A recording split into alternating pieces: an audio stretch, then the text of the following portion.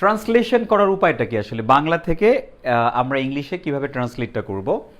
বাংলা থেকে ইংলিশে ট্রান্সলেশন করার আগে আমরা একটু দেখি যে এটা একটা সেন্টেন্স যেটা বিসিএস 38তমতে এসেছিল। সংস্কৃতি হলো জীবনের ও পরিবেশের উৎকর্ষ সাধনের ও উন্নতি বিধানের এবং ইচ্ছা অনুযায়ী ইতিহাসের গতি নির্ধারণের চিন্তা ও চেষ্টা। ঠিক আছে, যে খুবই বাংলাটাই কিন্তু বেশ কঠিন। হ্যাঁ, যে দেখ খেয়াল করেন, উৎকর্ষ সাধনের, উন্নতি বিধানের, তারপরে হচ্ছে গতি নির্ধারণের, মানে খুব কঠিন কঠিন, লাইক বাংলায় খুব পরিশীলিত, খুব সফিস্টিকেটেড ওয়ার্ডস বাংলা এখানে রয়েছে। সো এটাকে আমরা ট্রান্সলেট কিভাবে করব? আমরা প্রথম ট্রান্সলেশনের ক্লাসে কিন্তু আমরা করোনা নিয়ে একটা ট্রান্সলেশন করেছিলাম। তো ট্রান্সলেশনটা মূলত আমি আপনাদেরকে একটু বলি, মূলত দুই ধরনের ট্রান্সলেশন হয়, মূলত দুই ধরনের।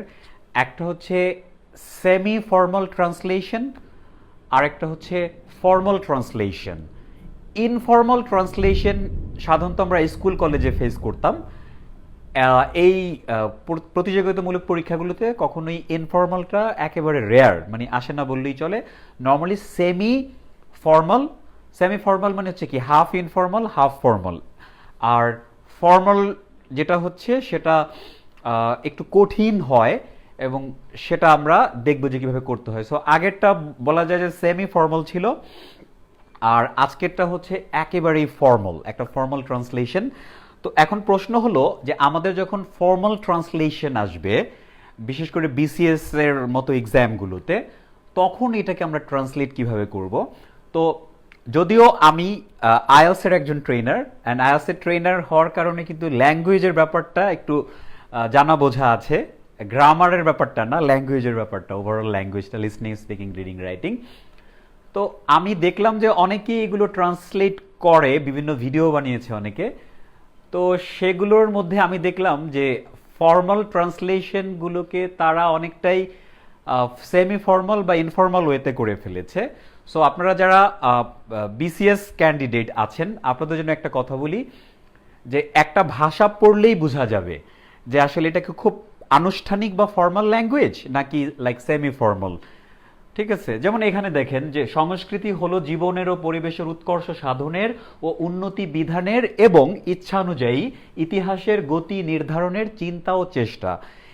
এটা আপনাদের কি মনে হয়? আমি একটু আপনাদেরকে যদি বলি যে এই যে কথাটা, এটা কি আপনার ফর্মাল ট্রান্সলেশন মনে হচ্ছে নাকি সেমি ফর্মাল মনে হচ্ছে? বলেন তো আমাকে, জাস্ট একটু জানতে চাচ্ছি 30 সেকেন্ডের জন্য, যে আমাকে বলেন যে এটা কি সেমি ফর্মাল না ফর্মাল। জাস্ট এইটাই কমেন্ট করেন, সেমি ফর্মাল মনে হলে সেমি ফর্মাল, অথবা ফর্মাল হলে ফর্মাল বলেন। হ্যাঁ, অ্যান্ড দেন আমি আপনাদেরকে দেখাচ্ছি যে এটাকে কিভাবে আসলে সহজে ট্রান্সলেট করে ফেলা যায়। হ্যালো স্যার, অনেকেই আপনারা একটু মেনশন করেন, একটু শেয়ার করেন, সো দ্যাট অনেকে আরো জয়েন করতে পারবে। হ্যাঁ, আমাকে একটু বলেন তো কাইন্ডলি তাহলে। এই তো আমাদের কমেন্ট চলে এসেছে, কৃষ্ণকলি বলেছে ফর্মাল, তারপরে হচ্ছে লাকি বলেছে ফর্মাল, তারপরে পিঙ্কিও বলেছে ফর্মাল, রানা বলেছে ফর্মাল, তারপরে চৌধুরী বলেছে ফর্মাল, সেমি ফর্মাল বলেছে আমাদের রাকি ইসলাম, রাকি রফিকুল ইসলাম, সরি। আচ্ছা, ফর্মাল ফর্মাল ফর্মাল, সীমা, তারপরে মঈন, এরা সবাই ফর্মালই বলেছে। আচ্ছা, আপনারা ফর্মাল বলছেন, একজন সেমি ফর্মাল বলেছে। এটা honestly speaking you guys are right, এটা একটা ফর্মাল ট্রান্সলেশন, শব্দ দেখলেই বোঝা যায়। আর সেমি ফর্মাল গুলো হচ্ছে লাইক গত ক্লাসে, আমি আমার গত ক্লাসটা যারা করেননি তারা একটু দেখেন। হ্যাঁ, অথবা ধরেন একটা মানুষের নাম আসে, যেমন লাইক আমি দেখলাম যে 37তম বিসিএসে এসেছে যে হান্নান ছাড়া সবাই কি করেছে, মুক্তিযোদ্ধার একটা ইস্যু ছিল। সো ওইটাকে আমরা কিছুটা সেমি ফর্মাল বলতে পারি। বাট মানুষের নাম দিয়ে যেগুলো আসে সেগুলো ফর্মাল আর ইনফর্মাল একটা মিশ্রণ থাকে। বাট যখন একটা কোনো বিষয় নিয়ে এরকম একটা বড় প্রতিযোগিতামূলক পরীক্ষায় আসে, তখন এই কোয়েশ্চেনগুলো কিন্তু যারা খুব ভাষায় রুচিশীল তারা তৈরি করে। অ্যান্ড আপনি তখন এটাকে ট্রান্সলেট করতে গেলে ডেফিনেটলি আপনার ভোকাবুলারি, আপনার স্ট্রাকচার, সেগুলো একটু কি উচ্চ মর্গীয় হতে হবে, একটু ফর্মাল হতে হবে, আদারওয়াইজ কিন্তু আপনার স্কোরটা আপনি হারাবেন বা কম পাবেন। বাট আমি যেটা বলবো যে এতে ভয় পাওয়ার কিছু নেই, আমি সহজে দেখিয়ে দিচ্ছি যে আপনি কিভাবে, আমি সহজ কঠিন দুটোই দেখাবো। হ্যাঁ, so thank you very much guys. তো আপনারা ফর্মাল বলেছেন, থ্যাংক ইউ। এটা আসলে একটা ফর্মাল ট্রান্সলেশন। তো একটা ট্রান্সলেশনে আমরা গত ক্লাসে দেখেছি ট্রান্সলেশন করার মূল উপায়টা কি বাংলা থেকে ইংলিশের। সেটা প্রথমে হচ্ছে আমরা সাবজেক্ট নেব, দেন ভার্ব নেব, ঠিক আছে? সাবজেক্ট, ভার্ব, তারপর হচ্ছে কি, আমি যদি গ্রামার পড়াবো না, আমি যেটা কখনোই করি না, সাবজেক্ট ভার্বটা সবসময় কমন থাকবে আমাদের। অ্যান্ড দেন যেটা বলবো সেটা হচ্ছে যে আপনার আমরা অনেক সময় বলি অবজেক্ট কমপ্লিমেন্ট, তাই না? এগুলো আপনারা জানেন। সো আমি ওই জন্য লিখতে পারি, হ্যাঁ, আমি ঠিক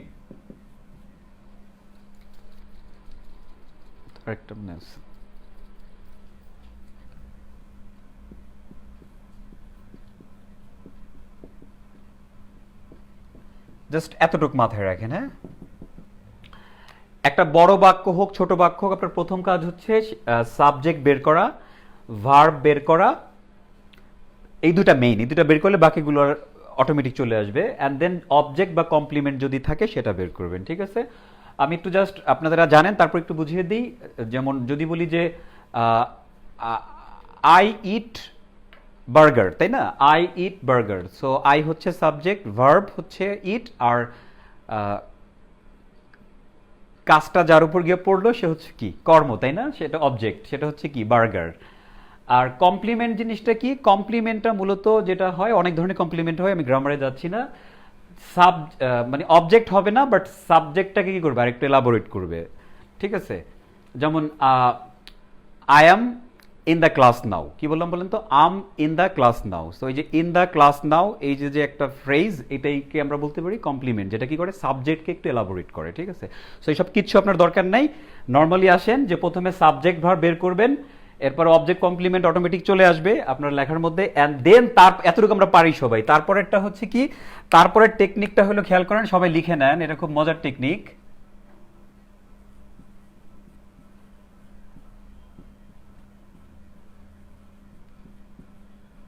যে যার সাথে যেতে চায় তাকে তার সাথে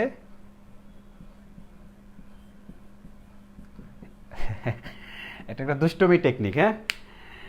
প্রথমে সাবজেক্ট ভার্ব অবজেক্ট বের করার পর এরপরে হচ্ছে অনেকে বলে টাইম আসবে, ম্যানার আসবে, রিজন আসবে, অনেক ধরনের কথাবার্তা, কিচ্ছু দরকার নাই। যে যার সাথে যেতে চায় তাকে তার সাথে পাঠিয়ে দিন, ঠিক আছে? যে যার সাথে যেতে চায় তাকে তার সাথে পাঠিয়ে দিন, ঠিক আছে? যেটা আমি প্রথম ক্লাসে বলেছিলাম। So this is the main technique basically, যেটা আমরা বলি সেটা হচ্ছে যে যার সাথে, রেস্ট অফ দ্য সেন্টেন্স না লিখে ওই যে যার রেস্ট অফ দ্য সেন্টেন্সেই, কিন্তু সেটা হবে কিভাবে, যে যার সাথে যেতে চায় তাকে তার সাথে কি করো, পাঠিয়ে দাও। That's all about it. অর্থাৎ আমরা সাবজেক্ট ভার্ব অবজেক্ট বা কমপ্লিমেন্ট এটা বসানোর পর আমরা তারপরে হচ্ছে যে যার সাথে যেটা ক্লোজ রিলেশন থাকবে তাকে আমরা তার সাথে বসিয়ে দেবো। এটা কি বলা হয়, যে যার সাথে যেতে চায় তাকে তার সাথে পাঠিয়ে দেবো, যেতে দাও, ঠিক আছে? সো এই হচ্ছে আমাদের টেকনিকটা গাইস। এখন আমরা যে কাজটা করব সেটা হচ্ছে ট্রান্সলেশনটা শুরু করে দিচ্ছি, হ্যাঁ।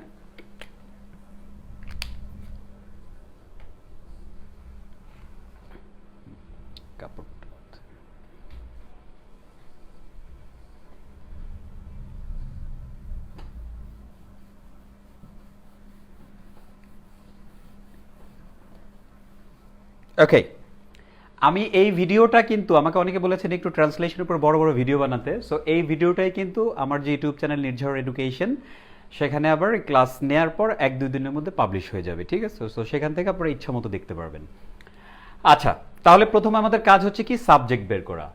সংস্কৃতি হলো জীবনের ও পরিবেশের উৎকর্ষ সাধনের ও উন্নতি বিধানের এবং ইচ্ছা অনুযায়ী ইতিহাসের গতি নির্ধারণের চিন্তা ও চেষ্টা।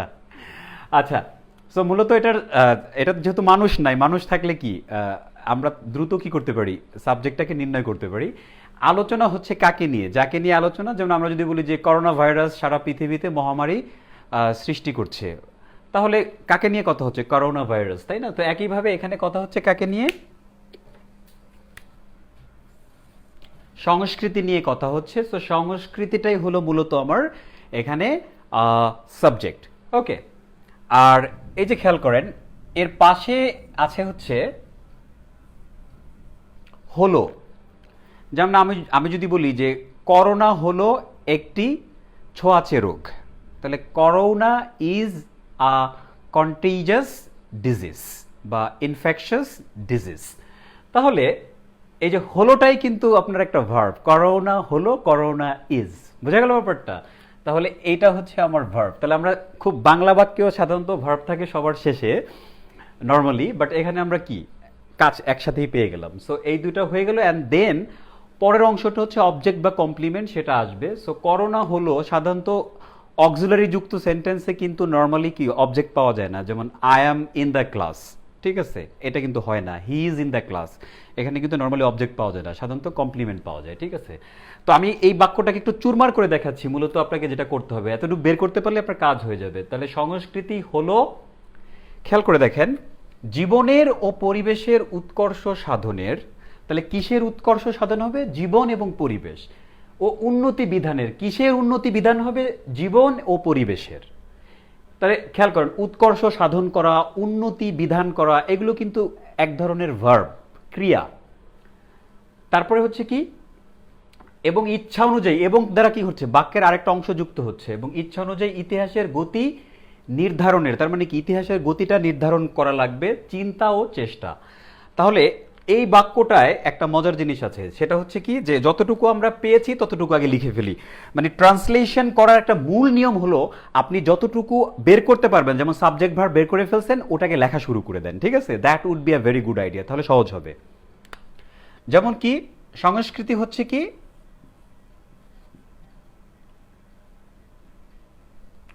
কালচার,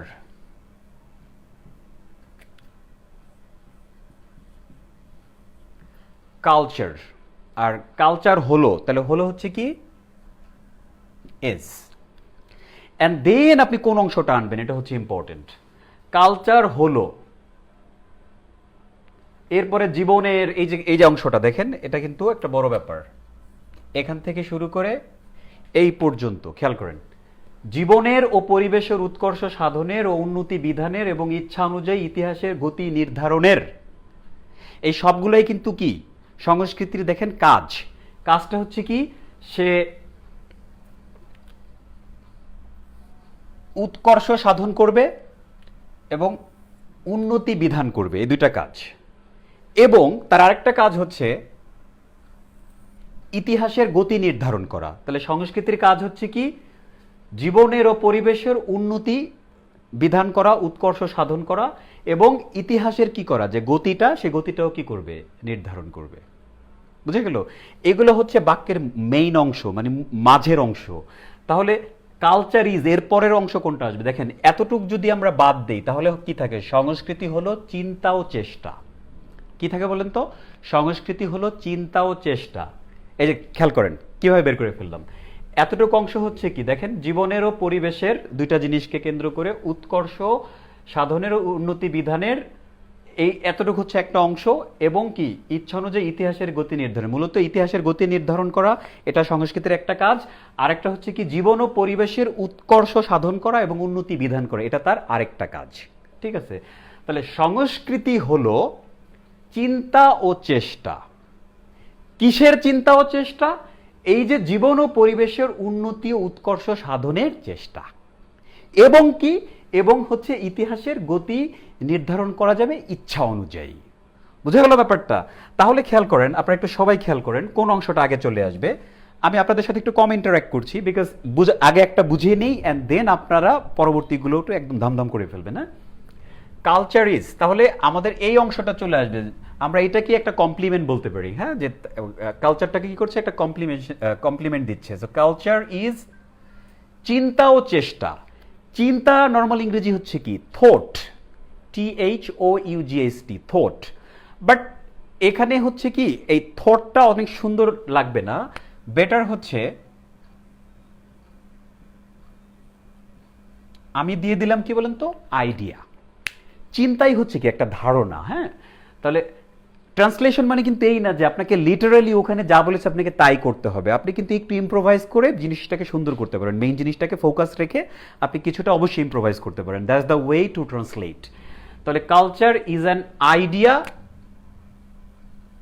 ও হচ্ছে অ্যান্ড, আর চেষ্টার ইংরেজি কি আমরা অনেকগুলো জানি, এটা ট্রাই তো দেওয়া যাবে না, একদম নাউন লাগবে, তাই না? তাহলে কি হবে, যেহেতু বলছি অ্যান আইডিয়া, অ্যান্ড কি বলা যায়, অ্যাটেম্প বলা যায়, অ্যাটেম্পট, তারপরে অ্যান্ডিভা।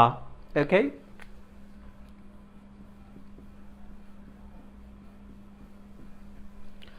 Culture is an idea and attempt. বুঝা গেল ব্যাপারটা? তাহলে কালচার আপনারা অল্প অল্প করে লিখবেন, এটা একটা অংশ হয়ে গেছে। সংস্কৃতি হলো চিন্তা ও চেষ্টা। Culture is an idea and attempt. Okay, দেখি কোনো, ভেরি গুড। এইবার দেখেন, এখন আমরা কি করব, culture is an idea and attempt এটা লেখার পর এখন আমাদের কাজ হচ্ছে কি, খেয়াল করেন, প্রথম অংশ নিয়ে আসা। সেটা হচ্ছে কি, যে culture is an idea and attempt. কিসের আইডিয়া অ্যান্ড অ্যাটেম্পট?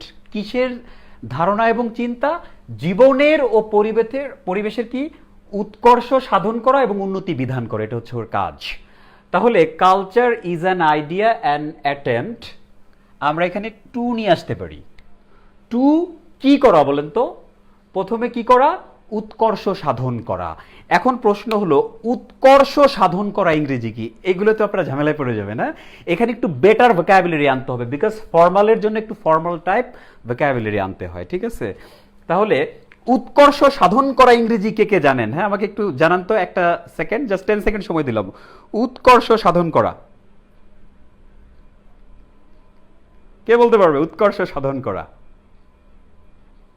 সবাই লিখছে culture is an idea and attempt. Thank you very much for writing.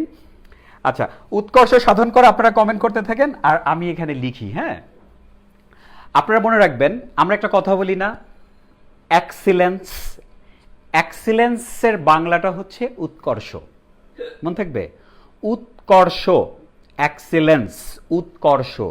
আর আমাদের দরকার টু এর পর একটা ভার্ব দরকার, উৎকর্ষ সাধন করা, একটা ভার্ব। সো এটাকে এক্সিলেন্স থেকে জাস্ট আসবে এক্সেল। এক্সিলেন্সের ভার্ব, এক্সিলেন্স হচ্ছে উৎকর্ষ, আর উৎকর্ষ সাধন করা ভার্বটা হচ্ছে কি, এক্সেল। মনে থাকবে তাহলে?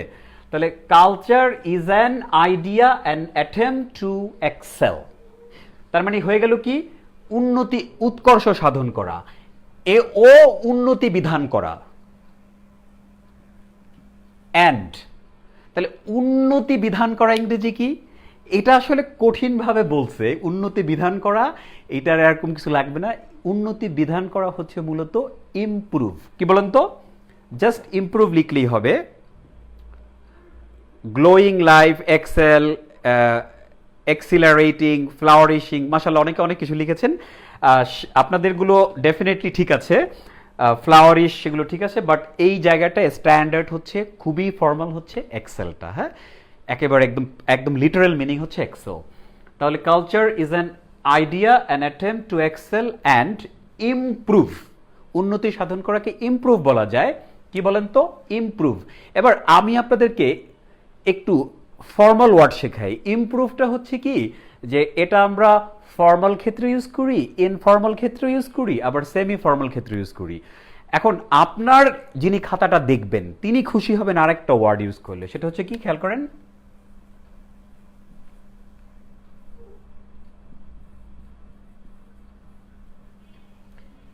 অ্যামিলিওরেট। AMELIORATE, ameliorate. অ্যামিলিওরেট, এই ইমপ্রুভ যে ওয়ার্ডটা, উন্নতি করা, ইমপ্রুভেরই একটা ফর্মাল, একটা সিনোনিম বলতে পারেন, ফর্মাল সিনোনিম হচ্ছে অ্যামিলিওরেট, যেটার একদম এক্স্যাক্ট বাংলা হবে হচ্ছে উন্নতি বিধান করা। কি করা বলেন তো? আমরা নর্মালি বলতে পারি উন্নতি করা হচ্ছে ইমপ্রুভ, আর উন্নতি বিধান করা হচ্ছে অ্যামিলিওরেট, মানে ফর্মাল ওয়ার্ড। হ্যাঁ, সো আপনি এই ওয়ার্ডটা শিখে ফেললেন, অ্যামিলিওরেট। অ্যামিলিওরেশন থেকে এসেছে অ্যামিলিওরেট। ওকে, এই তো লিখে ফেলেছে আমাদের কামরুল আজাদ, অ্যামিলিওরেট। এনরিচ লিখেছে আমাদের রাব্বি। হ্যাঁ, এনরিচটাও খুব সুন্দর একটা ওয়ার্ড, বাট এনরিচের চেয়ে অ্যামিলিওরেটটা এখানে বেশি অ্যাপ্রোপ্রিয়েট। ঠিক আছে,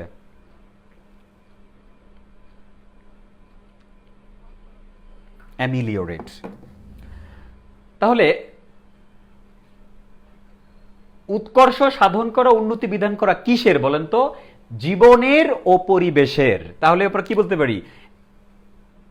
culture is an idea and attempt to excel and ameliorate, কি বলেন তো?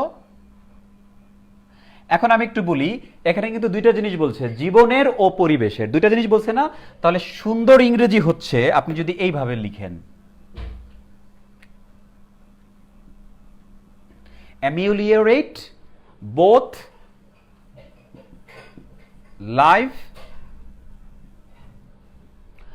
life and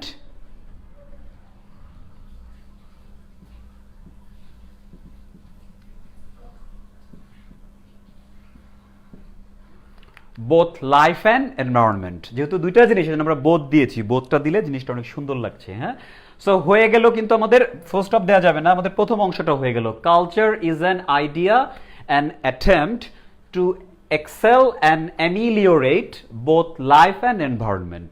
হয়ে গেল, সংস্কৃতি হলো চিন্তা ও চেষ্টা জীবনের ও পরিবেশের উৎকর্ষ সাধনের, উন্নতি বিধানের। এতটুকু শেষ। ঠিক আছে, দেখি তো আপনারা লিখছেন কিনা।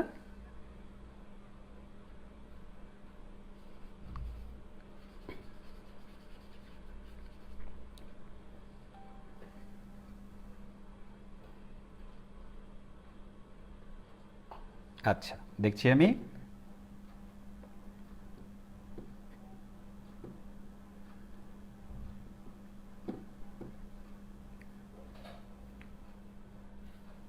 ওকে, আচ্ছা, আপনারা লিখে ফেলছেন দেখতে পাচ্ছি।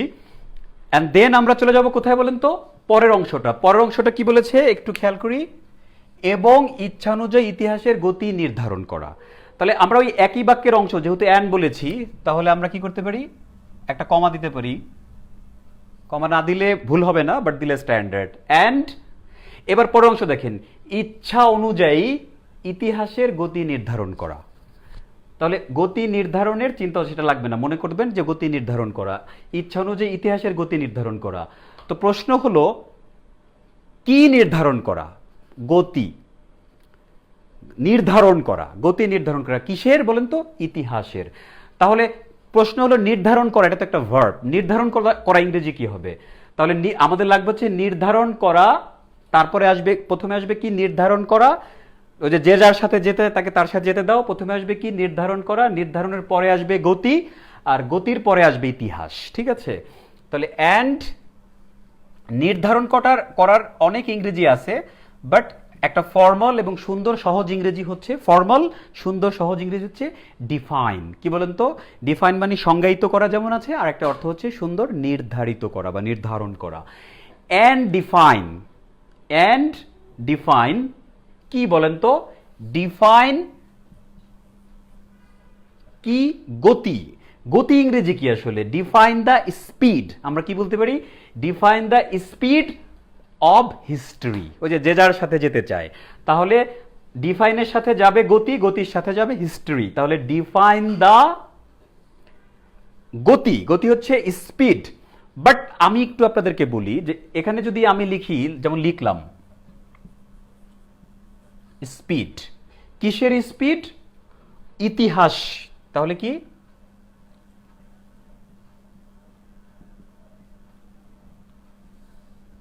হিস্ট্রি। তাহলে and define the speed of history. আচ্ছা, এটা আমি পরে চেঞ্জ করবো না, এতটুকুই ঠিক আছে। Define the speed of history. আর একটা জিনিস বাকি থাকে, সেটা হচ্ছে কি? ইচ্ছা অনুযায়ী। ঠিক আছে, তাহলে define the speed of history, কি বলেন তো? ইচ্ছা অনুযায়ী ইংরেজি কি? ইচ্ছা অনুযায়ী। ইচ্ছা অনুযায়ী বললে আমরা কি বলতে পারি বলেন তো? ইচ্ছা অনুযায়ী উইলিংলি, তাই না? তাহলে আমরা কি বলতে পারি? যে and define the speed of history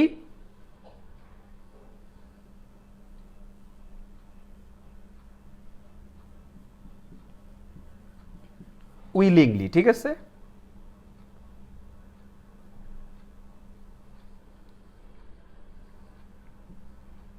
ইচ্ছা অনুযায়ী। অথবা আমরা বলতে পারি অ্যাকর্ডিং টু উইল, ইচ্ছা অনুযায়ী। উইলিংলি অথবা কি, আমি লিখে দিচ্ছি,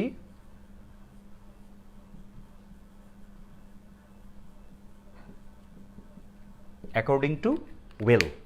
ইচ্ছা অনুযায়ী দুটা ইংরেজি সুন্দর, অ্যাকর্ডিং টু উইল অথবা উইলিংলি। অ্যাকর্ডিং টু উইলটা এখানে বেশি ভালো লাগবে, হ্যাঁ, একটু ফর্মাল।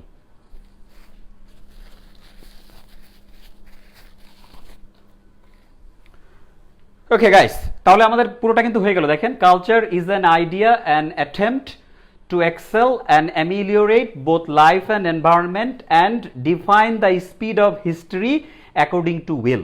এই আমি উইলিংলিটা কেটেই দিলাম। অ্যাকর্ডিং টু উইল মানে ইচ্ছা অনুযায়ী কি করা, ইতিহাসের গতিটাকে আমরা কি করতে পারি, নির্ধারণ করতে পারি। হ্যাঁ, এখন প্রশ্নটা হলো, এই যে যে স্পিড কথাটা না, এটা আসলে এটার সাথে লিটারাল বেশি হয়ে যায়, ভাল লাগে না। হ্যাঁ, স্পিড দিলে ভুল হবে না, বাট এই জায়গায় যেটা আসলে কোয়েশ্চেন যিনি বানিয়েছেন তিনি যেটা চাচ্ছেন, হ্যাঁ, তার যে মনের যে অভিপ্রায়টা, সেটা হচ্ছে এই গতি মানে হচ্ছে এখানে ট্রেন্ড। কি বলেন তো? ট্রেন্ড। আপনারা জানেন ট্রেন্ড মানে কি? ট্রেন্ড মানে হচ্ছে যে জিনিসটা কি করে ধুম করে আসে আবার কি করে চলে যায়। ওকে, সো আমরা বলি না ট্রেন্ডি।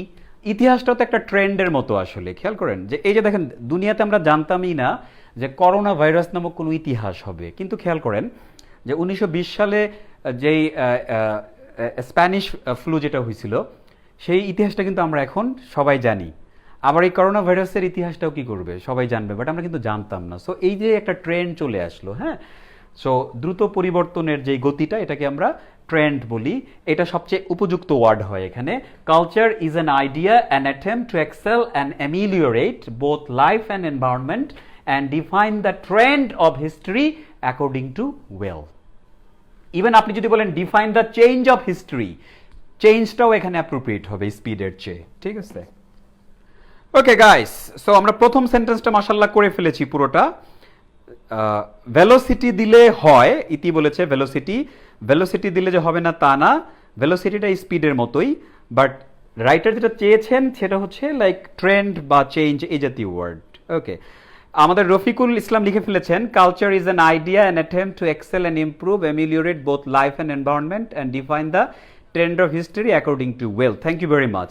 খেয়াল করেছেন যে একটা ট্রান্সলেশন কিন্তু আমরা কত সহজে আমরা ট্রান্সলেট করে ফেলতে পারি। একটা বড় সেন্টেন্স আমরা ট্রান্সলেট করে ফেললাম এবং আমরা কিছু চমৎকার চমৎকার ওয়ার্ড শিখলাম। তার মধ্যে একটা হচ্ছে কি এক্সেল, একটা হচ্ছে কি অ্যামিলিওরেট, তারপরে আমরা ট্রেন্ডের একটা এক্সপ্লেনেশন জানলাম, দেন অ্যাকর্ডিং টু উইল, এটাও আমাদের বিভিন্ন ক্ষেত্রে কাজে লাগবে। এখন ট্রান্সলেশন দিয়ে কিভাবে ইংরেজি শেখা যায় খেয়াল করেন, কারণ এইখান থেকে আমরা অনেক ভার্ব শিখলাম, এখান থেকে অনেক আমরা ফ্রেজ শিখলাম, অ্যান্ড দেন এই পুরো বাক্যটা তো আলটিমেটলি ইংলিশে হয়েছে। সো এই বাক্যটা কিভাবে গঠন করলাম, এগুলোই কিন্তু আমরা যখন ইংরেজি লিখতে যাব তখন কিন্তু আমাদের লেখার মধ্যে চলে আসবে, আমরা যখন কথা বলতে যাব কথা বলার মধ্যে চলে আসবে। ঠিক আছে? সো গাইস, এইটা ঠিক আছে কিনা, তাহলে আমি পরেরটা যাচ্ছি। ঠিক আছে? আপনারা যদি বলে তাহলে বলেন অল ওকে, অল ওকে, অল ওকে কমেন্ট করেন, এন্ড দেন আমি পরেরটা চলে যাচ্ছি। ঠিক আছে? আর এত কঠিন কেন, এটা হচ্ছে বিসিএস এর। হ্যাঁ, এটা আমার কোনো দোষ না আসলে। এটা আমি 38তম বিসিএস থেকে নিয়েছি, তো আমি একটু করাচ্ছি এটা, এটার জন্য একটু কঠিন মনে হচ্ছে। হ্যাঁ,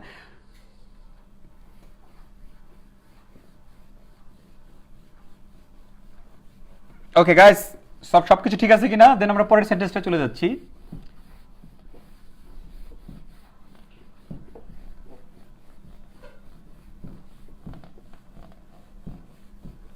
আপনারা কমেন্ট করতেছেন অল ওকে, অল ওকে, রে বাবা, অল ওকে পুরো হয়ে গেছে।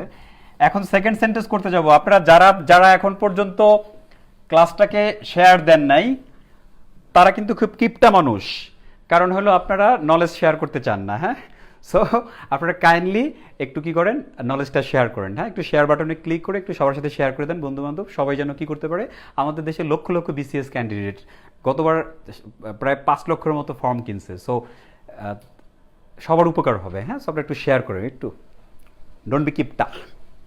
আচ্ছা, আমি পরের সেন্টেন্সে চলে যাচ্ছি কুইকলি। পরের সেন্টেন্সটা খুব মজার একটা সেন্টেন্স। এটা হচ্ছে কি জীবন পরিবেশ, না, জীবন ও পরিবেশ অবিচ্ছেদ্য সম্পর্কে যুক্ত। আচ্ছা হ্যাঁ, এটা ছোট্ট একটা, তারপর আমি একটু আপনাদেরকে করাই। জীবন ও পরিবেশ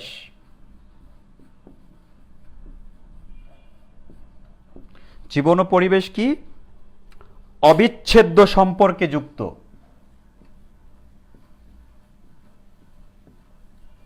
অবিচ্ছেদ্য।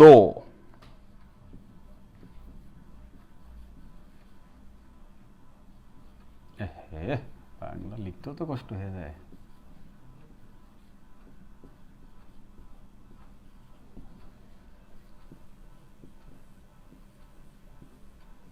ওকে, এটা একটা ছোট্ট সেন্টেন্স, খেয়াল করছেন? একটা বড়র পরে আপনাকে রাইটার কি করলো, ইচ্ছা করে একটা ছোট্ট সেন্টেন্স দিল যাতে আপনি ভয় না পান।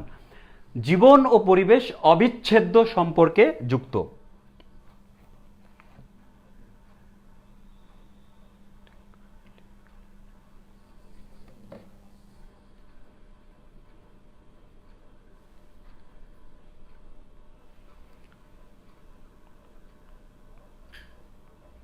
ওকে, কুইক কুইক গাইস।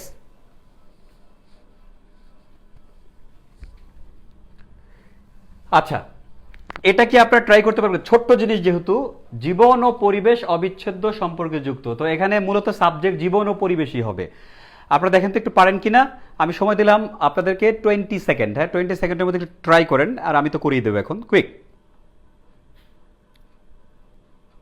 তাড়াতাড়ি তাড়াতাড়ি, comment please.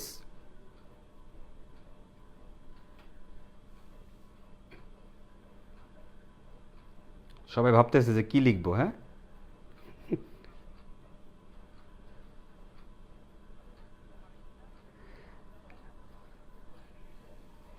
Satyabrata Pal mister from India, West Bengal, আর টপ ফ্যান, উনি বলছেন all correct. Thank you very much.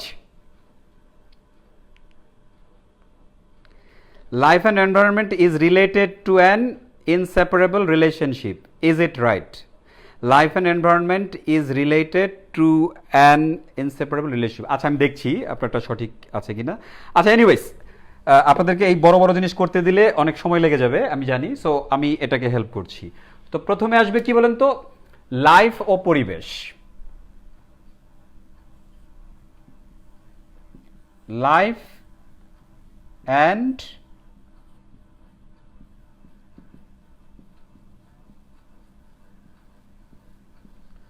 Life and environment, একটু ফর্মাল টাইপ ওয়ার্ড লাগবে।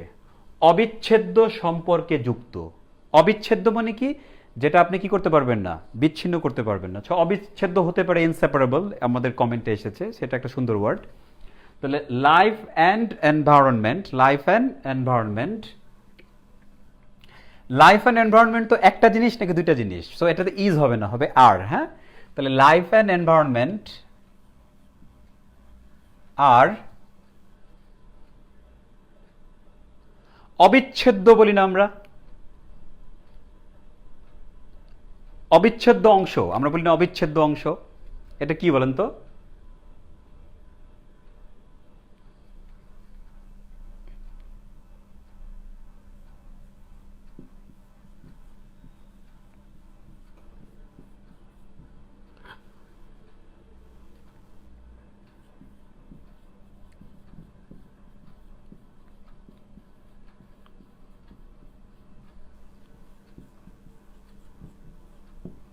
এভাবে লিখতে পারেন, আরও অনেকভাবে লেখা যায়, একটাই কিন্তু কনক্লুসিভ না। হ্যাঁ, বিভিন্নভাবে লেখা যায়, একটু ফর্মাল ওয়েতে লিখতে পারলেই হলো। হ্যাঁ, তো কি এটা? Life and environment are integrally connected. Integral মানে কি বলুন তো? আমরা বলি না ইন্টেগ্রাল পার্ট মানে কি? অবিচ্ছেদ্য অংশ। অবিচ্ছেদ্য যেহেতু সরাসরি ইংরেজি আছে, তাহলে আমরা সেদিকে গেলেই আমাদের জন্য ভালো হবে। তাহলে লাইফ অ্যান্ড এনভায়রনমেন্ট আর অবিচ্ছেদ্যভাবে সম্পর্কযুক্ত। তাহলে কি হবে? ইন্টেগ্রাল, আর ওখান থেকে আসলো কি? ইন্টেগ্রালি। তাহলে কি হলো? ইন্টেগ্রালি কানেক্টেড টু ইচ আদার, মানে কি একটা আরেকটার সাথে কি অবিচ্ছেদ্যভাবে কানেক্টেড, সম্পৃক্ত। ঠিক আছে? So this is that, very easy one. হ্যাঁ, so life and environment are integrally connected to each other. So this might be a very good way. আচ্ছা, দেখি আপনারা কি বলেছেন। আপনাদের অনেকেরটাই হবে life and environment are inseparably connected to each other. Yes, এটাও আমি খুব লাইক করেছি। এটা লিখেছে আমাদের খালেদ রাইহান, যে life and environment are inseparably connected to each other. Very good, good one. Integrally বা ইনসেপারেবলি, আমি বলেছি ইনসেপারেবলটাও একটা ফর্মাল ওয়ার্ড, সো আমি এটাও খুব বেশি পছন্দ করছি। হ্যাঁ, life and environment are integrally connected to each other, এটা আমি যেটা লিখেছি সেটাই লিখে ফেলেছে, integrally. Okay, very good. Life and environment are correlated with each other. Correlated দিলে আর ইচ আদার দেওয়া লাগে না। হ্যাঁ, life and environment are correlated এতটুকু দিলেও হয়। তাহলে দিতে হবে life and environment are integrally correlated, তাহলে হবে। কো-রিলেটেড ইচ আদার দেওয়া লাগে না। হ্যাঁ, ওকে ফাইন, থ্যাংক ইউ। তাহলে আপনারা অনেকেই কমেন্ট করেছেন, অনেকেরটাই হয়েছে। সো দুইটা ওয়ার্ড, হয় লাইফ অ্যান্ড এনভায়রনমেন্ট আর ইন্টেগ্রালি দেন, অথবা কি ইনসেপারেবলি। ইনসেপারেবল মানে কি? ভেঙে ফেলা। আর ইনসেপারেবল মানে যেটা ভাঙতে আমরা পারি না, তার মানে অবিচ্ছেদ্য। So inseparably connected to each other. Okay, so that's the thing you need to do. তাহলে এটা হয়ে গেল জীবন ও পরিবেশ অবিচ্ছেদ্য সম্পর্কে যুক্ত। তাহলে আমরা এখান থেকে কি শিখলাম, যদি আমরা ভার্ব বলি, এটা হচ্ছে এই ওয়ার্ডটা আমরা জানি, ইন্টেগ্রাল পার্ট জানি আমরা, ইন্টেগ্রাল পার্ট অবিচ্ছেদ্য অংশ। আর ইন্টেগ্রাল মানে অবিচ্ছেদ্য, ইন্টেগ্রালি অবিচ্ছেদ্য ভাবে। হ্যাঁ, আর বাকিগুলো আপনারা সবাই জানেন। সো এখানে আসলে তেমন কিছু শেখার নাই।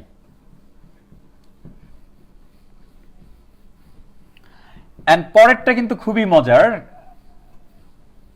কঠিন কতটুকু সেটা জানি না, বাট মজার অনেক। হ্যাঁ, জীবন, আপনারা লিখতে পারেন জীবন পরিবেশ থেকেই উদ্ভূত। একদম সেই লেভেলের বাংলা ইউজ করছে।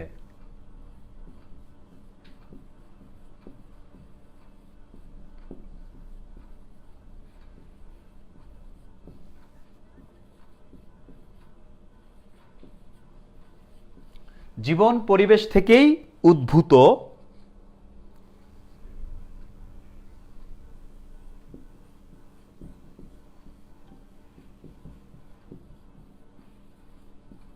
এবং পরিবেশের কি লেখা, পরিবেশের সঙ্গে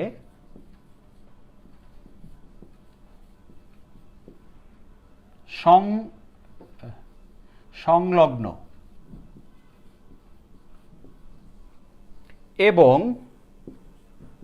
এবং কি আছে আবার, এবং আচ্ছা এবং না, ও আছে, ও কি লিখেছে, ও পরিবেশের উপর নির্ভরশীল।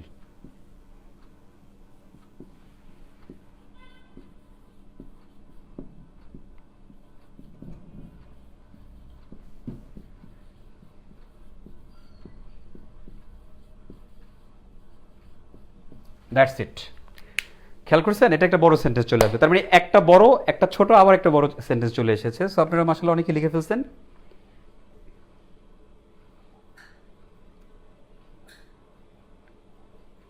এইটা কেউ পারবেন কিনা চেষ্টা করতে পারেন, আমি 20 সেকেন্ড টাইম দিতে পারি, ঠিক আছে? সো আপনারা একটু চেষ্টা করেন, আমি একটু হেল্প করে দেই।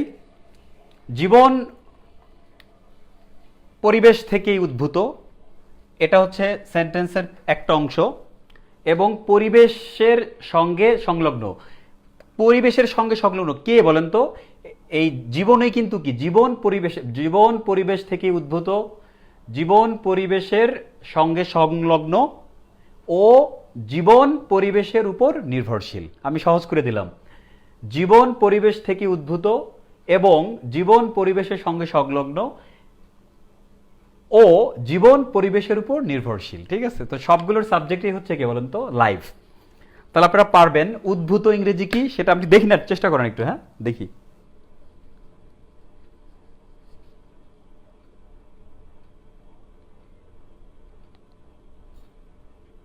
কি লিখছে, প্লিজ স্যার হেল্প মি। নীরব ভাষায় বৃক্ষ আমাদের সার্থকতার গান শোনায়। এটা তো টোটালি হলো, মানে আমাকে পুরো ফিলোসফার হয়ে যেতে হবে এই ট্রান্সলেশন করতে গেলে। হ্যাঁ, আচ্ছা দেখি, আমি পরে দেখবো ক্লাস শেষে। আল্লাহ, আমাদের টপ ফ্যান এটা হচ্ছে রোমান লিখছে যে নীরব ভাষায় বৃক্ষ আমাদের সার্থকতার গান শোনায়। এটা একটা জাস্ট লিটারাল মিনিং হবে না, এটা একটা পারপাসিভ মিনিং লাগবে। আচ্ছা, এটা পরে দেখবো না আমরা। আচ্ছা, আমাদের অলরেডি কিন্তু কমেন্ট চলে এসেছে। আমাদের মিস্টার পল বলেছেন, life rises from environment and connected with environment and dependent on environment. Okay, very good. Life derives from environment life co related with environment and depends on environment.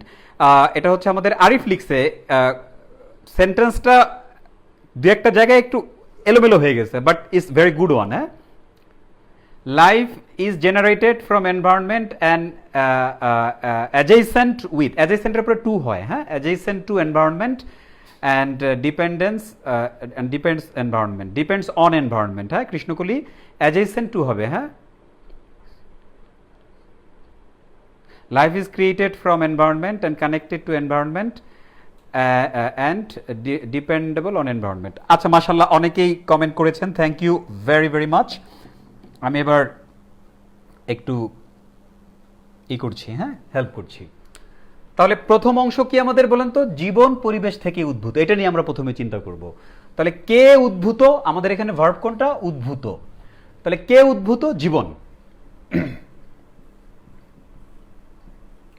Life, জীবন। উদ্ভূত, উদ্ভূত ইংরেজি কি বলেন তো? উদ্ভূতর অনেকগুলো ইংলিশ হইতে পারে। যেমন আমি যদি আপনাদেরকে এখানে একটু বলি, হ্যাঁ, এই যে এই জায়গায় মনে দেখতে পাচ্ছেন, দেখা যায়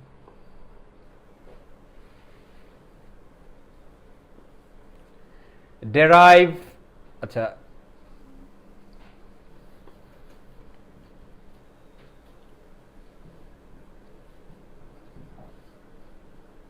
ডেরাইভ ফ্রম, তারপরে হচ্ছে রেজাল্ট ফ্রম, তারপরে হইতে পারে স্টেম ফ্রম। এই তিনটা হচ্ছে চমৎকার ওয়ার্ড, ঠিক আছে। আরো অনেক কিছু হইতে পারে, জেনারেট, ক্রিয়েট, অ্যান্ড দেন আরো হইতে পারে, হ্যাঁ, বাট এই তিনটা ওয়ার্ড আপনারা একটু খেয়াল করেন, লিখে নেন। একটা হচ্ছে ডেরাইভ ফ্রম, উদ্ভূত ইংরেজি, আর একটা হচ্ছে রেজাল্ট ফ্রম, আর একটা হচ্ছে স্টেম ফ্রম। স্টেম ফ্রমটা কিন্তু খুব ভালো, হ্যাঁ, স্টেম ফ্রম, স্টেম ফ্রম, ঠিক আছে।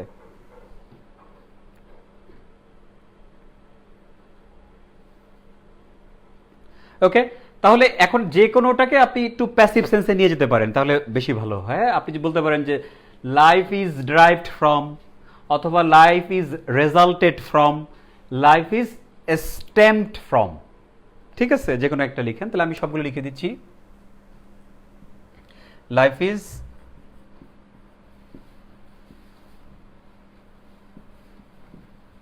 তবে আমি যদি একটু বলি যে এটা লেখার আগে আমি একটু ব্যাখ্যাটা দিয়ে নেই, ড্রাইভটা না লেখাই ভালো।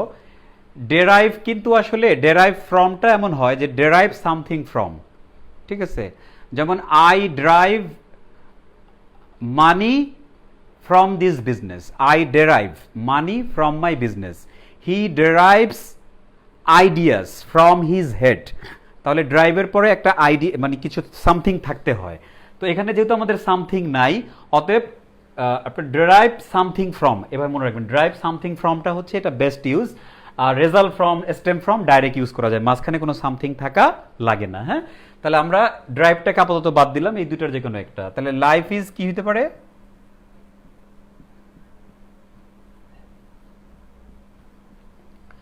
লাইফ ইজ রেজাল্টেড ফ্রম হইতে পারে, অথবা কি স্টেমড লিখতে গেলে ডাবল এম হয়ে যাবে, ইডি লিখতে গেলে স্টেমড ফ্রম, ভার্বের পাস্ট পার্টিসিপল ফ্রম। হ্যাঁ, তাহলে লাইফ ইজ রেজাল্টেড ফ্রম, অথবা কি লাইফ ইজ স্টেমড ফ্রম। এর অর্থ হলো জীবন উদ্ভূত, জীবন উদ্ভূত। Life is stemmed from, resulted from, জীবন উদ্ভূত। কোত্থেকে উদ্ভূত? পরিবেশ থেকেই। তাহলে ফ্রম তো ওই যে থেকে তো চলেই গেল ফ্রম, আর পরিবেশ হচ্ছে ফ্রম।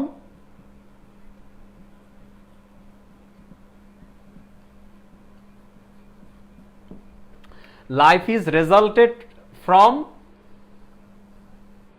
অথবা স্টেম ফ্রম দি এনভায়রনমেন্ট। তাহলে এই অংশটা শেষ। অ্যান্ডের আগে একটা কমা দিলাম। তাহলে অ্যান্ড পরিবেশের সঙ্গে কি বলেন তো? সংলগ্ন। সংলগ্নর অনেকগুলো ইংরেজি আছে, আপনারাও বলেছেন, বাট এটা ভাল লাগবে। সবগুলো কিন্তু একই। লাইফ ইজ, এই যে ইজটা কিন্তু কমন। লাইফ ইজ যেমন কি রেজাল্টেড, একইভাবে কি অ্যান্ড লাইফ ইজ কমন নিয়ে নিলাম আমরা। Life is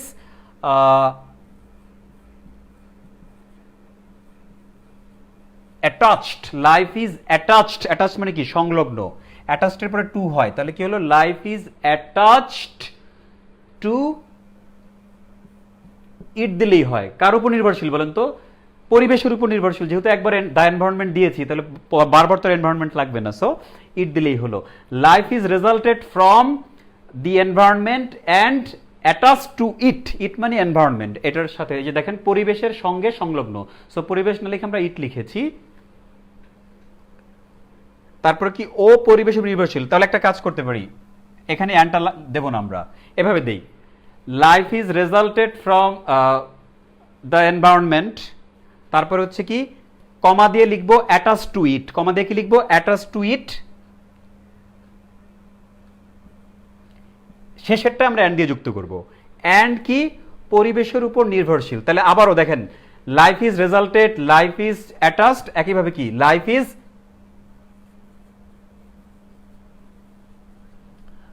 is dependent. কি বলেন তো? Life is dependent. মজার ব্যাপারটা খেয়াল করছেন? Life is resulted, life is attached and life is dependent. ডিপেন্ডেন্টের পরে অন হয় সবসময়, অথবা আপন দিতে পারেন, ডিপেন্ডেন্ট আপন অথবা অন। কিসের উপরে? And dependent on it. শেষ।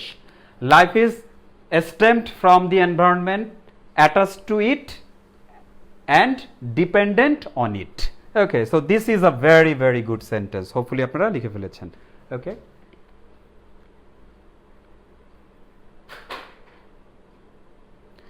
আচ্ছা, একজন বলছে আসতে দেরি হয়ে গেছে, মিসড এ পার্ট। সমস্যা নেই, আমরা তো এটাকে রেখে দেবো। হ্যাঁ, আমার তো এই ভিডিওটা থাকবে, ভিডিওটা থাকলে আপনি ওখান থেকে করে নিন, ঠিক আছে? সো আপনারা দেখি লিখে ফেলেছেন না? হ্যাঁ, অ্যাডজেসেন্ট, অ্যাডজেসেন্ট দিলেও হবে, সমস্যা নেই। লাইফ ইজ অ্যাডজেসেন্ট টু ইট, হ্যাঁ এটা দিলেও হবে। উচ্চারণটা আমরা অনেকে অ্যাডজাসেন্ট বলি, ওটা হচ্ছে অ্যাডজেসেন্ট। হ্যাঁ, আচ্ছা, আর কয়েকটা শেয়ার দেন, লাস্ট সেন্টেন্স করবো আমরা আজকের। ওকে, ইজ ইট অল রাইট? তাহলে বলেন অল ওকে, অল ওকে, অল ওকে। এখান থেকে আমরা শিখলাম তিনটা জিনিস, derive from, result from, stem from, উদ্ভূত ইংরেজির ক্ষেত্রে।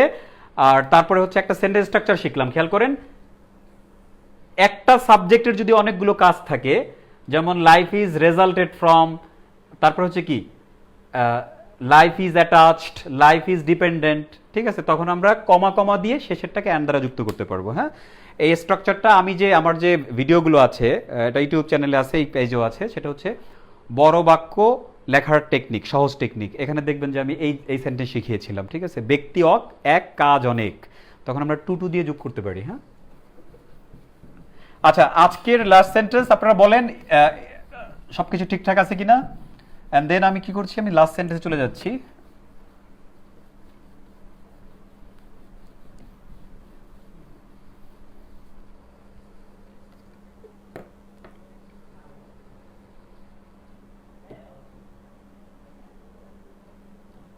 ওকে, আমি লাস্ট সেন্টেন্সে লিখে ফেলি, এটা আমরা 5 মিনিটসের মধ্যে আমরা প্যাক করে ফেলতে পারবো। এটা ছোট্ট একটা সেন্টেন্স।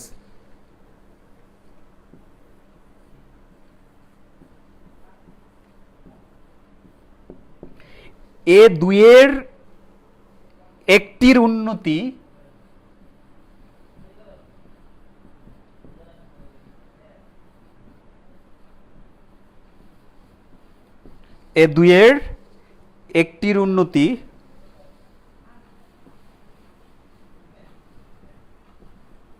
অন্যটির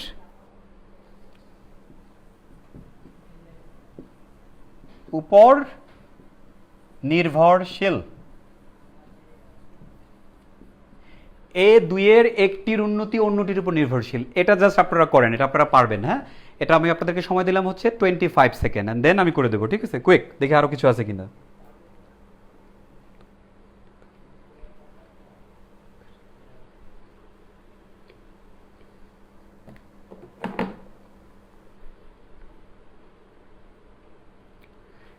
এ দুইয়ের একটির উন্নতি অন্যটির উপর নির্ভরশীল। কুইক কুইক, তাড়াতাড়ি করতে হবে।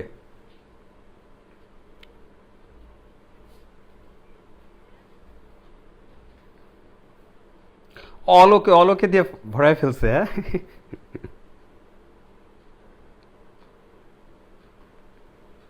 কুইক, আমাদের 1 ঘন্টা হয়ে গেছে ক্লাস, এই যে আর 10 সেকেন্ড বাকি আছে। হ্যাঁ, তো আমরা 5 মিনিটসের মধ্যে ক্লাসটাকে প্যাক করতে চাচ্ছি, একটু দ্রুত করে ফেলেন। হ্যাঁ,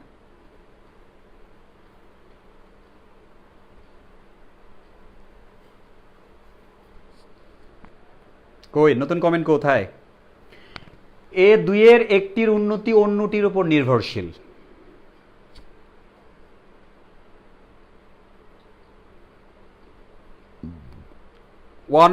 ওয়ান অফ আমাদের সোহেল লিখেছে one of the both development is dependent another one. কেমন কঠিন হয়ে গেছে সোহেল? হ্যাঁ,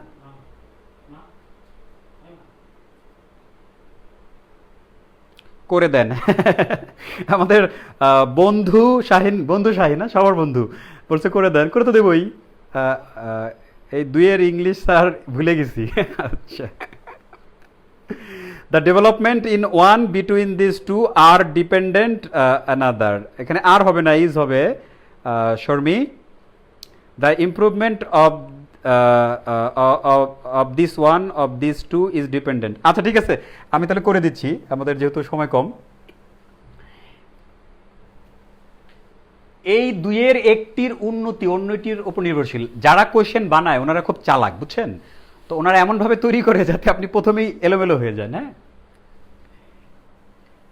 এ দুইয়ের একটির উন্নতি অন্যটির উপর নির্ভরশীল, এই এত কিছু দরকার নেই আমার। প্রথমে আসেন, একটির উন্নতি অন্যটির উপর নির্ভরশীল, এটা হচ্ছে আমার মূল কথা। একটির উন্নতি অন্যটির উপর নির্ভরশীল, ঠিক আছে। অর্থাৎ আমরা যদি কি করি, লাইফটাকে ইমপ্রুভ করলে কি হবে, কালচার ইমপ্রুভ হবে, এনভায়রনমেন্ট ইমপ্রুভ হবে, আবার এনভায়রনমেন্ট ইমপ্রুভ করলে কি হবে, আমাদের লাইফ ইমপ্রুভ হবে।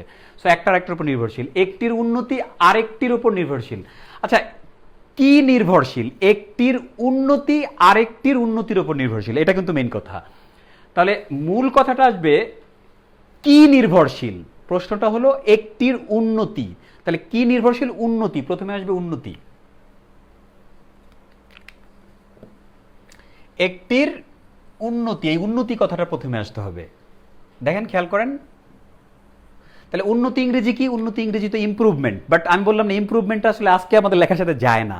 তাহলে একবার আমরা এক্সেল লিখেছিলাম, এক্সেল মানে কি? উৎকর্ষ সাধন করা। তো ওইটাকে আমরা বলতে পারি কি, বা অ্যামিলিওরেশন বলতে পারি। আমরা বলতে পারি অ্যামিলিওরেশন, অ্যামিলিওরেট থেকে অ্যামিলিওরেশন, অথবা আমরা বলতে পারি, এটা সুন্দর হবে, এক্সেলেন্স। কি বলেন তো? এক্সেলেন্স মানে উন্নতি বা উৎকর্ষ। তাহলে দি এক্সেলেন্স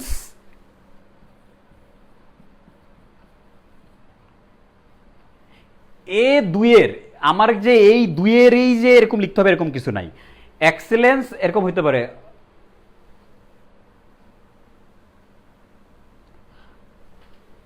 নর্মালি যেটা আপনারা লিখবেন এটা আমি বলি, excellence of this two is dependent on each other, এরকম হইতে পারে, বাট আমি ওভাবে লেখাচ্ছি না। আমরা একটু স্মার্টলি লিখি, দি এক্সেলেন্স অফ দি ওয়ান, মানে অর্থ কি? তাহলে খেয়াল করেন, একটির উন্নতি, একটির উন্নতি, এটা এখন তাই বলছে, একটির উন্নতি। এই যে একটির উন্নতিটা আমরা লিখলাম, the excellence of the one, একটির উন্নতি কি করে বলেন তো? আরেকটির উপর কি বলেন তো? নির্ভরশীল। The excellence of the one, এটা সাবজেক্ট হচ্ছে excellence, depends, the excellence of the one depends. আপনি ইজ ডিপেন্ডেন্ট দিতে পারেন, বাট যেহেতু আমরা এর আগে লিখেছি এই জন্য আমরা ডিপেন্ডস লিখলাম। The excellence of the one depends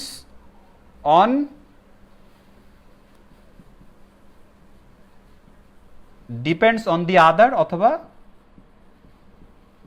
another দিলেও হবে। দ্যাটস ইট, আর কিচ্ছু না, এই সহজ, বাট এটা খুব সুন্দর ইংরেজি।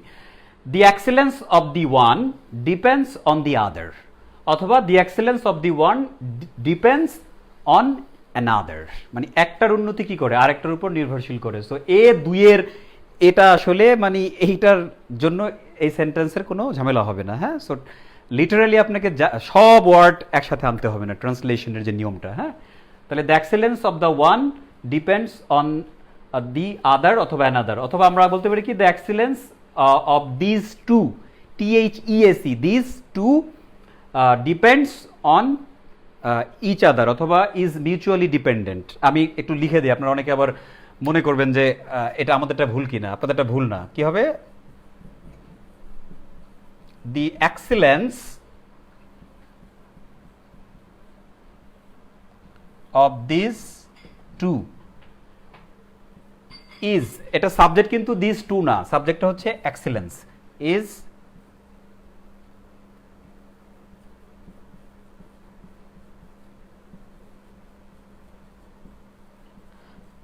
ঠিক আছে, যেহেতু ডিপেন্ডেন্ট টু ইচ আদার না লিখে আমরা মিউচুয়ালি লিখে দিলাম, তাহলে the excellence of this two is mutually dependent. So যে কোনো একটা, দুইটাই সুন্দর সেন্টেন্স, বাট আমার পছন্দেরটা হচ্ছে উপরে। ওকে, সো এরই মাধ্যমে আমাদের হয়ে গেল। হ্যাঁ,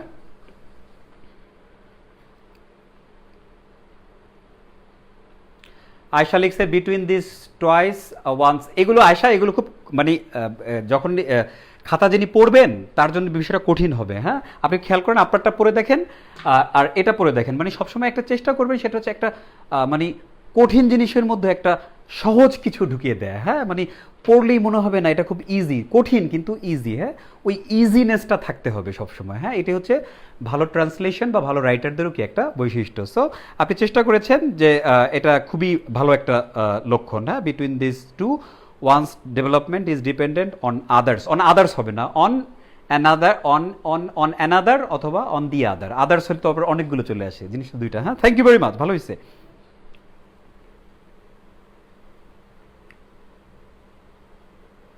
ওকে, তো এইটাই ছিল আজকে আমাদের ট্রান্সলেশনে। মূলত আরও অনেকগুলো সেন্টেন্স আছে। আমরা আজকে হলো কি বার? আজকে হলো থার্সডে, রাইট? সরি, ওয়েনসডে, বুধবার। আমরা এরপরে হচ্ছে স্যাটারডেতে আমরা পরবর্তী ক্লাসটা নেব, এবং সেটাও হবে যে আজকে যে অংশটা বাকি আছে, মানে আমি 38তম বিসিএস থেকে এটা করিয়েছি। সো আরও অনেকগুলো সেন্টেন্স বাকি আছে, সেটা আমরা শেষ করব হচ্ছে কবে?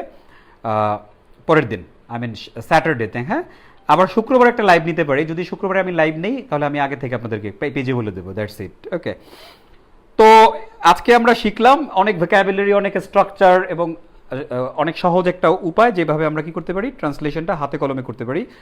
সো জাস্ট এখন বিদায়ের পালা।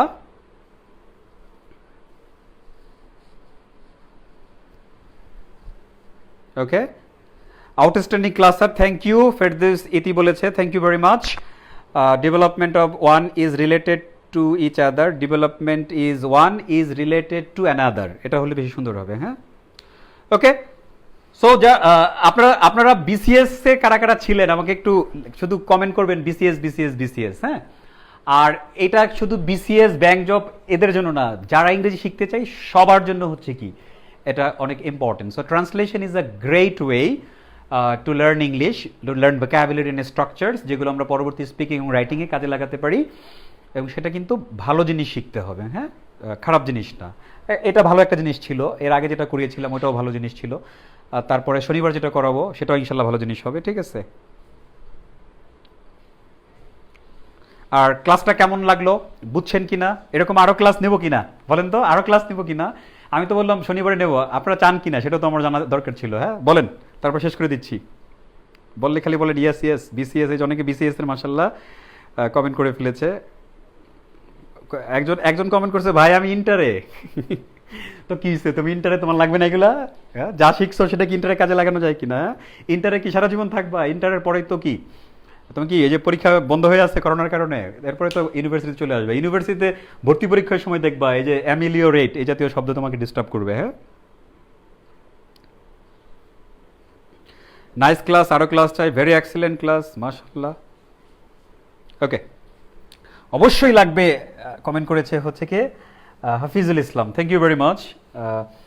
আরেকজন লিখছে আমি জেএসসি, ভালো, আজকের জেএসসি আগামীকালের master sir. Okay guys, so thank you very much for today, and I really love to conduct classes especially with you. তাহলে আমাদের যেটা হচ্ছে যে আমরা শুক্রবার একটা লাইভ নেব, আমার ইচ্ছা আছে বাট এটা কনফার্ম না, বাট স্যাটারডেটা একদম ফুললি কনফার্ম যে শুক্রবারে নিলে আমরা ট্রান্সলেশন নেব না, অন্য কিছুর উপরে নেব। হ্যাঁ, that would be another great class, definitely great in the sense যে অনেক এফেক্টিভ একটা ক্লাস যেটা আপনাদের জন্য দরকার, এজন্য গ্রেট। আমি নেব জন্য গ্রেট না, এফেক্টিভ একটা কন্টেন্ট দিয়ে। ঠিক আছে, so guys thank you very very much for today. আপনারা একটু কাইন্ডলি এগুলো একটু শেয়ার করে আপনার ফ্রেন্ডদের সাথে, যারা বিসিএস ক্যান্ডিডেট আছে, যারা ইংলিশটা শিখতে চায়, সবার কিন্তু খুব উপকার হবে। হ্যাঁ, আর এখন যেহেতু চারিদিকে খোলামেলা, মানে লকডাউন নাই, সো আপনারা একটু সাবধানে থাকবেন, সুন্দর থাকবেন এবং সেফে থাকার চেষ্টা করবেন। ঠিক আছে, সো ভালো থাকেন, আজকের জন্য বিদায় নিচ্ছি। আল্লাহ হাফেজ, আসসালামু আলাইকুম।